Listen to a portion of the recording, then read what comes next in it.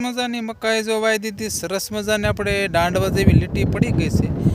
N કારણ છે આપણે મકાઈ વાવી છે. પહેલાં હું મથાળાનો કારીગર હતો, બાદ મેં આપણે શેઠિયા નહોતા રાખતા ને, એટલે આપણે ખેતી કરવા મળે. એટલે જો સરસ મજાની લીટી પડી ગઈ છે ને. આપણે આજે બારિશ ઝરમર આવે છે, એક લઠી આવતી નથી. હમણાં પાછો હું અત્યારે મગ પારો તો અત્યારે પાછો હું વૈયા હું. એનું કારણ છે આપણો ફોન પલળે, પછી જામીનની આજ હું કોથળી છે ને આપણે ઘરે ભૂલી ગયેલા હતા ને, એટલે હવે આપણે વરસાદ જરીક આવે એટલે સીધું ઝૂંપડીએ કે અહીંયા આપણે પાછળ મોટી ટાંકી છે, ટાંકી આડું રહી જવું પડે.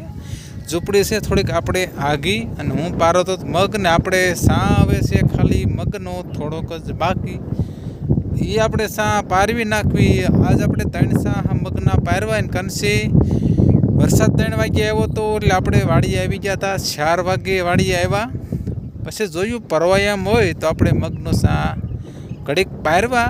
હવાર કેડી એક ખેતર આપણે ડૂલ સોંપવાનું હતું, એ ડૂલ સોંપી દીધા. હવે મગનું કામ બાકી છે. આજ જો બારિશ ન હોય તો કાલ બપોરે હાથે હાલ એવું થઈ જાય. બારિશ આવે છે પણ ઝરમર આવે છે. હાલો મિત્રો, તો થેન્ક યુ. આપણે જો હનુમાન ચાલીસા પણ ગામમાં વાગો મળે, એક 100 વાગે અને એક 7 બજે વાગે.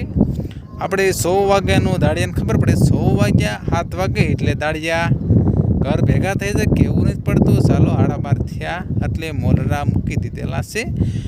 હવે આપણે જરીક સા બાકી છે પારવીને આપણે પણ ફટાફટ ઘરે વજાવી, નકર હવે અંધારું થતું જાય છે. નહીં બારિશ આવશે તો આડી એક આપણે નેર આવે છે અત્યારે, બધું અમારે ડેમડા બધું ભરાઈ ગયેલું. ચાલો મિત્રો, બાય બાય, ટાટા.